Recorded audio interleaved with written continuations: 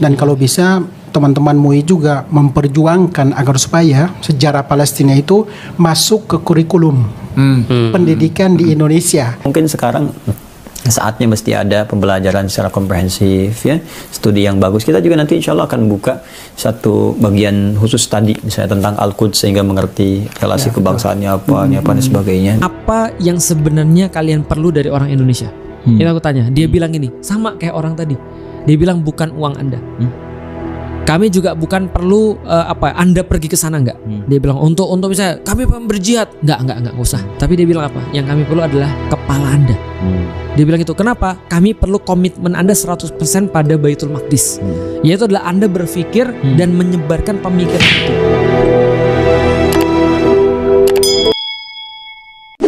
Bismillahirrahmanirrahim. Assalamualaikum warahmatullahi wabarakatuh. Teman-teman semuanya yang insya Allah dirahmati oleh Allah, setelah saya menyaksikan podcastnya Tangku Wisnu atau The Sungkar, ada salah satu permintaan Bang Onim yang saya pribadi sangat setuju dengannya, dan juga dikonfirmasi juga oleh Ustadz Khalid Basalamah, di mana dia pun setuju bahwa setiap orang Indonesia atau Kementerian Pendidikan atau MUI seharusnya mengadakan di sekolah-sekolah pembelajaran tentang Palestina, tentang bagaimana orang Yahudi bisa tinggal di situ, tentang sejarah Baitul Maqdis dan sebagainya. Nah, mari kita simak videonya. Memang terima kasih banget kepada teman-teman MUI yang sudah melakukan perjuangan seperti itu. Dan kalau bisa teman-teman MUI juga memperjuangkan agar supaya sejarah Palestina itu masuk ke kurikulum pendidikan di Indonesia, agar supaya generasi Indonesia itu tahu tentang keutamaan memberikan dukungan kepada Palestina. Kenapa sih Indonesia memberikan dukungan kepada Palestina? Seperti yang Ustaz sampaikan tadi, salah satunya adalah dukungan konstitusi, amanah konstitusi bahwa penjajahan di atas dunia harus dihapuskan. Terjadi penjajahan di Palestina karena tidak sesuai dengan peri kemanusiaan. Saat ini Gaza krisis kemanusiaan dan peri keadilan. Gaza saat ini tidak ada keadilannya sama sekali. Dan kita juga tahu dong, salah satu negara yang telah memberikan dukungan kemerdekaan Republik Indonesia siapa dong? Palestina. Seperti itu. Terus juga kita sebagai Muslim tentunya memberikan dukungan Palestina sudah menjadi kewajiban kita. Kan di sana ada kiblat pertama Islam dunia, Masjidil Aqsa Mubarak, tanah yang diwakafkan oleh para anbiya tidak hanya kepada Muslimin di Palestina tapi juga kepada umat Islam di Indonesia. Selain Bang Onim, Ustadz Khalid Basalamah pun beliau setuju dengan permintaan Bang Onim. Jangan kita lupakan kasus ini. Kita jadikan ini sebagai kasus pelajaran buat kita.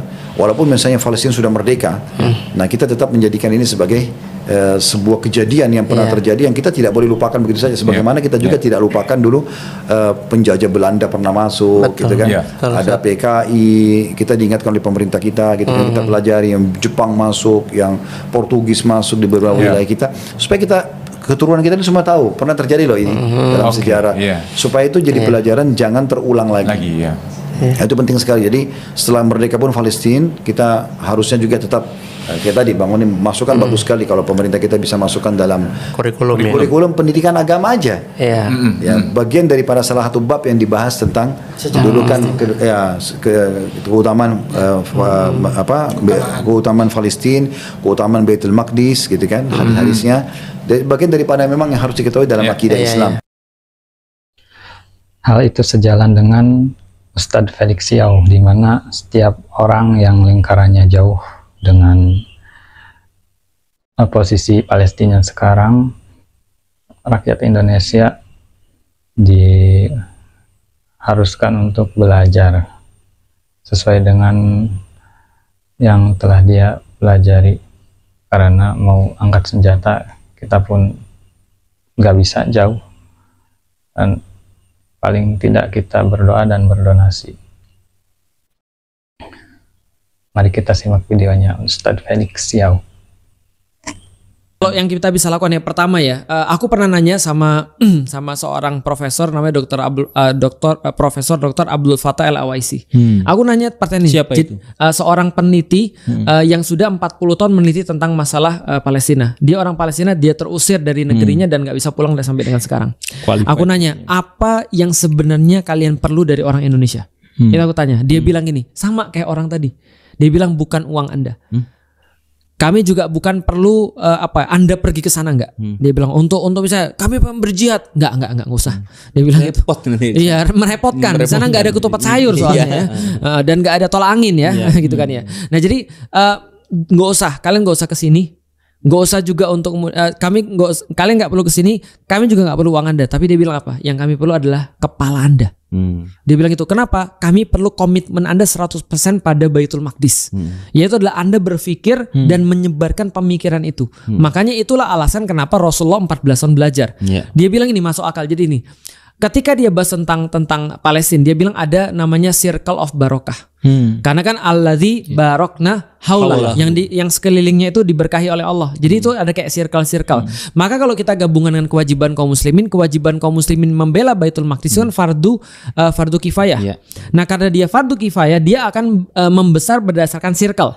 Kalau circle kecil nggak bisa, maka dia kemudian akan akan membesar sesuai dengan circle-nya itu. Nah, circle yang terdekat mungkin ya membantu dengan militer, membantu dengan kemudian bantuan fisik dan seterusnya. Tapi semakin jauh, dan ngomong-ngomong yang paling jauh dari sana siapa? Indonesia tuh paling jauh Mas dari sana Mas. Nah, maka circle yang terjauh ini tugasnya apa? Tugas yang paling besar adalah belajar. Itu yang dia katakan, belajar tentang Baitul Maqdis. Ketika kalian sudah belajar, maka ketika kalian nyumbang itu ada value-nya. Value-nya Allah yang nambahin, yaitu adalah value perjuangan, bukan hanya value kemanusiaan. Ketika Anda kemudian bersuara, Anda punya value. Ketika Anda memperjuangkan sesuatu, Anda punya value. Gitu maksudnya. Nah, maka harusnya yang lebih kemudian memperjuangkan adalah orang-orang yang sudah belajar. Nah, saya harap kepada MUI dan kepada Dinas Pendidikan ataupun Kemenag agar bisa merumuskan kurikulum tentang Baitul Maqdis, tentang Palestina dan sebagainya. Sekian dari saya. Wassalamualaikum warahmatullahi wabarakatuh.